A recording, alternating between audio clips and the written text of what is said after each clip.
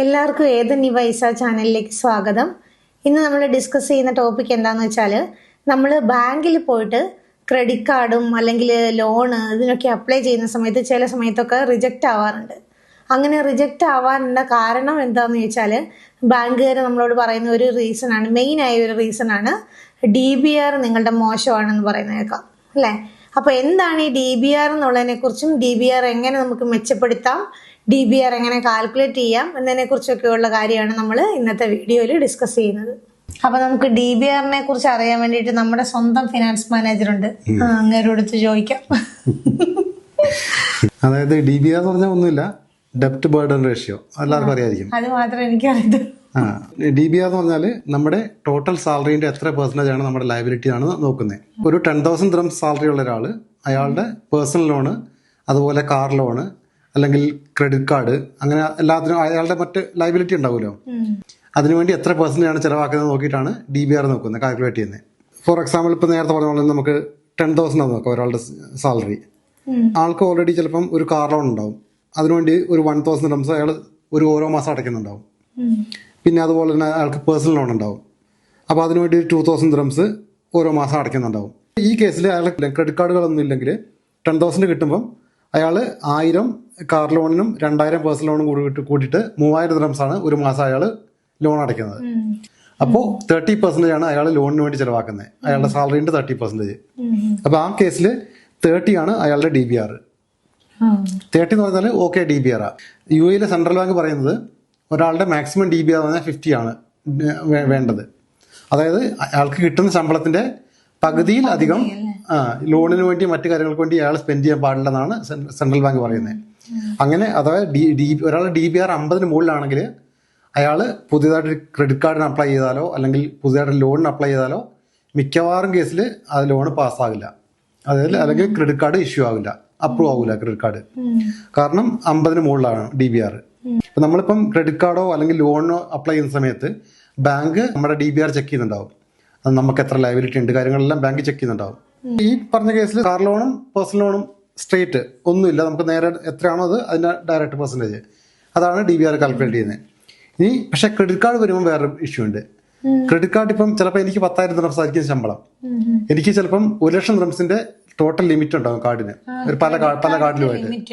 പക്ഷെ അന്നേരം നോക്കുമ്പോൾ നമ്മുടെ സാലറിയുടെ 10 times അല്ലേ നമ്മുടെ ലിമിറ്റ് വരുന്നത് ഈ കേസിൽ. അപ്പൊ അങ്ങനെയുള്ള സമയത്ത് സ്ട്രേറ്റ് ആയ എമൗണ്ട് അല്ല നോക്കുക, ഒരാൾക്ക് ഉള്ള എല്ലാ ക്രെഡിറ്റ് കാർഡിനും കൂടെ ടോട്ടൽ ലിമിറ്റ് ഇല്ലേ, ആ ലിമിറ്റിന്റെ 5% ആണ് ഈ കാൽക്കുലേഷൻ വേണ്ടി എടുക്കുക. അതായത് ഫോർ എക്സാമ്പിൾ ഇപ്പം എനിക്ക് ഒരു 4 കാർഡുണ്ട്, 10,000 dirhams വെച്ചിട്ട് ഓരോ കാർഡിനും ലിമിറ്റ്, അപ്പോൾ 40,000 dirhams ആയിരിക്കും ടോട്ടൽ ലിമിറ്റ്. അപ്പോൾ 40,000-ന്റെ 5% എന്ന് പറഞ്ഞാൽ 5×4 = 2,000 dirhams ആണ് ടോട്ടൽ. ഈ കാർഡിന്റെ 5% ലിമിറ്റിന്റെ 5% 2,000 dirhams ആണ്. അപ്പോൾ ആ 2,000 ആണ് നമ്മൾ ഇതിലേക്ക് ആഡ് ചെയ്യേണ്ടത്, ഈ കാൽക്കുലേഷന് വേണ്ടി എടുക്കേണ്ടത്. അപ്പോൾ 1,000 dirhams car loan, 2,000 dirhams personal loan, അതുപോലെ തന്നെ ക്രെഡിറ്റ് കാർഡിന്റെ ടോട്ടൽ ലിമിറ്റിന്റെ 5% എന്ന് പറഞ്ഞാൽ 2,000 dirhams. അപ്പോൾ 2,000, 4,000, 5,000 dirhams ആയിരിക്കും ടോട്ടൽ വരുന്ന നമ്മുടെ ലയബിലിറ്റി, മന്ത്ലി ലയബിലിറ്റി. അപ്പോൾ എന്റെ സാലറിന്റെ 50% ഓൾറെഡി ഹാഫ് നമ്മൾ ഇതിനു വേണ്ടി കൊടുക്കുന്നുണ്ട്, ലോണിന് വേണ്ടി കൊടുക്കുന്നുണ്ട്. ഈ എല്ലാ ലോണിനും കൂടെ കൂടിയിട്ട് എല്ലാ ക്രെഡിറ്റ് കാർഡും എല്ലാ ഇതും കൂടെ ടോട്ടൽ 50% ആയി. അപ്പോൾ എന്റെ DBR ഓൾറെഡി മാക്സിമത്തിലാണ് ഉള്ളത്. അപ്പൊ ഇനി ഫർദർ ഞാനിപ്പോൾ ലോണിന് അപ്ലൈ ചെയ്യുക അല്ലെങ്കിൽ പുതിയൊരു ക്രെഡിറ്റ് കാർഡ് ഇഷ്യൂ കിട്ടാൻ നോക്കുകയാണെങ്കിൽ അത് ഓൾമോസ്റ്റ് 90% ബാങ്ക് റിജക്ട് ചെയ്യും, നമ്മളെ ലിമിറ്റിന് മുകളിലായതുകൊണ്ട്. താഴെ വേണം. എപ്പോഴും ബാങ്ക് പറയുന്നത് മാക്സിമം 50 പാടുള്ളൂ എന്നാണ് പറയുന്നത്. അപ്പൊ നമുക്ക് ഈ DBR കുറയ്ക്കാൻ വേണ്ടിട്ട് എന്തെങ്കിലും മാർഗങ്ങളുണ്ടോ? DBR കുറയ്ക്കാൻ വേണ്ടി എന്താണെന്ന് വെച്ചിട്ടുണ്ടെങ്കിൽ, ഇപ്പം ഫോർ എക്സാമ്പിൾ ഒരാൾക്കൊരു കാർ ലോൺ ഉണ്ട്, അതൊന്നും ചെയ്യാൻ പറ്റില്ല, അപ്പം തീരുന്നതോടെ വരെ അടച്ചുകൊണ്ടിരിക്കണം. ഈ കേസിൽ നമുക്ക് ചെയ്യാൻ പറ്റുന്നത് എന്താണെന്ന് വെച്ചാൽ, നമുക്കിപ്പം ഒരാൾക്കിപ്പം 4-5 ക്രെഡിറ്റ് കാർഡ് ഉണ്ടാവും ചിലപ്പോൾ UAE-യിൽ. എല്ലാ കാർഡും നമ്മൾ യൂസ് ചെയ്യാൻ ചാൻസും കുറവാണ്. ചിലപ്പോൾ ഒരു കാർഡായിരിക്കും അയാൾ യൂസ് ചെയ്യുന്നത്.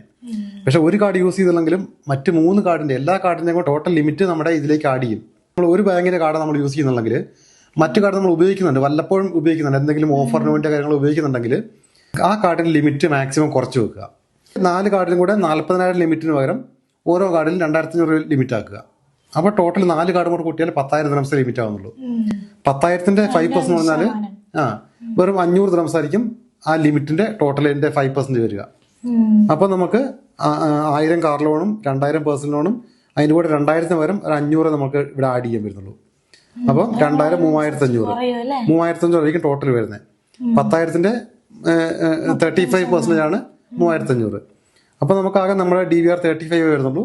അപ്പോൾ പുതിയതായിട്ട് ലോണോ കാര്യങ്ങളോ അപ്ലൈ ചെയ്താലും ബാങ്ക് റിജക്ട് ആക്കൂല. കാരണം 50-ലും കുറവായിരുന്നുകൊണ്ട് നമുക്ക് റിജക്ട് ആക്കൂല. അപ്പോൾ അങ്ങനെ ഉപയോഗിക്കാത്ത കാർഡ് എന്തെങ്കിലും ഉണ്ടെങ്കിൽ നമ്മൾ മാക്സിമം ലിമിറ്റ് കുറച്ച് വെക്കുക.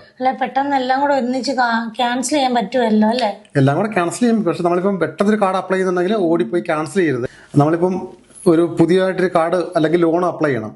അപ്പം നമ്മൾ വേഗം കൊണ്ടിട്ട് കാർഡെല്ലാം ക്ലോസ് ചെയ്യുവാണെങ്കിൽ അതിന്റെ ഇഫക്റ്റ് നമുക്ക് ഇവിടെ കിട്ടണമെങ്കിൽ ചിലപ്പോൾ 1 മാസം വെയിറ്റ് ചെയ്യേണ്ടി വരും. അപ്പോൾ ഏറ്റവും നല്ലതെന്ന് വെച്ചാൽ കാർഡ് ലിമിറ്റ് ആദ്യം കുറയ്ക്കുക. എന്നിട്ട് ലോണ് കാര്യങ്ങളെല്ലാം അപ്ലൈ ചെയ്തെല്ലാം കഴിഞ്ഞിട്ട് പിന്നീട് നമുക്ക് കാർഡ് യൂസ് ചെയ്യുന്നില്ലെങ്കിൽ വേണേൽ ക്ലോസ് ചെയ്യാൻ പറ്റും. അങ്ങനെ ചെയ്യുന്നതായിരിക്കും കുറച്ചുകൂടെ നല്ലത്.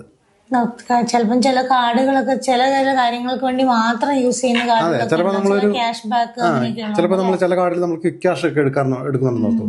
അപ്പോൾ സാധാരണഗതിയിൽ നമ്മുടെ ക്രെഡിറ്റ് കാർഡിന് 90% ആണ് നമുക്ക് ഒരാൾക്ക് ക്വിക്ക് ക്യാഷ് എടുക്കാൻ പറ്റുന്നത്.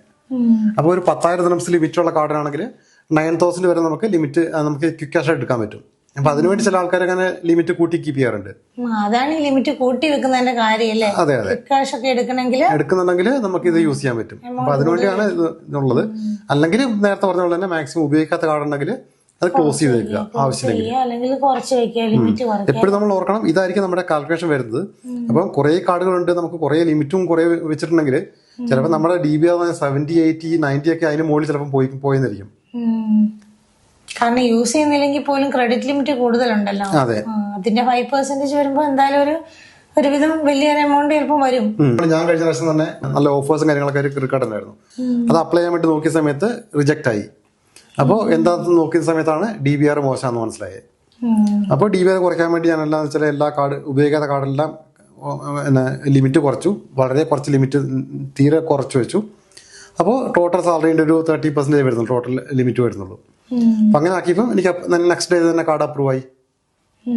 അങ്ങനെ ചെയ്യാൻ പറ്റും. ചിലപ്പോ ഓരോരോ കാർഡിന് ഓരോരോ ബെനിഫിറ്റ് ഉണ്ടല്ലോ. അപ്പൊ അതിനനുസരിച്ച് നമ്മൾ ചിലപ്പോൾ മാറ്റി വേറെ കാർഡ് എടുക്കുമല്ലോ അല്ലേ? അതെ അതെ. ഇപ്പൊ ചില കാർഡിന് നമുക്ക് മൂവി ടിക്കറ്റ് കിട്ടുന്നുണ്ടാവും മന്ത്ലി, ചിലതിന് ക്യാഷ് ബാക്ക് ഉണ്ടാവും, വേറെ എന്തെങ്കിലും ഉണ്ടാവും, ചിലതിന് എയർപോർട്ട് ലോഞ്ച് ആക്സസ് ഉണ്ടാവും. അപ്പൊ അങ്ങനെയൊക്കെ ഉള്ള സമയത്ത് ക്യാൻസൽ ചെയ്യാൻ പറ്റത്തില്ല. ചിലപ്പോൾ നമ്മൾ ക്യാൻസൽ ചെയ്യാൻ പറ്റില്ല. ചിലപ്പോൾ അങ്ങനെ ഉപയോഗിക്കുന്ന കാർഡുകൾ ഉണ്ടാവും. അപ്പൊ അങ്ങനെയുള്ളപ്പോൾ ലിമിറ്റ് കുറച്ച് വെക്കാം. മാക്സിമം ഒരു 1,000 അല്ലെങ്കിൽ 2,000 ലിമിറ്റ് ആക്കി വെക്കുക. അത് അപ്പൊ ക്യാഷ് കിട്ടാൻ വേണ്ടിട്ട് നമ്മൾ കൂടുതൽ ലിമിറ്റ് വെക്കുമെന്നാണ് ചെയ്യുന്നത് അല്ലെ? DVR കുറയ്ക്കാൻ വേണ്ടിട്ട് അതിന്റെ ലിമിറ്റ് കുറയ്ക്കുകയും ചെയ്യണം. അപ്പൊ ഒന്ന് കഴിഞ്ഞാലേ മറ്റൊന്നിനെ വളവാകുള്ളൂ എന്ന് പണ്ടുള്ളവർ പറയുന്നത് ശരിയല്ലേ? അതെ അതെ. നമുക്ക് ഏതാണോ വേണ്ടത് അതിനനുസരിച്ച് നമുക്ക് ചെയ്യേണ്ടി വരും. അപ്പൊ ഇതാണ് ഇതിനെ കുറിച്ചുള്ള കാര്യങ്ങൾ അല്ലെ? അപ്പൊ നമുക്ക് ഇന്നത്തെ വീഡിയോ വൈൻഡപ്പ് ചെയ്താലോ?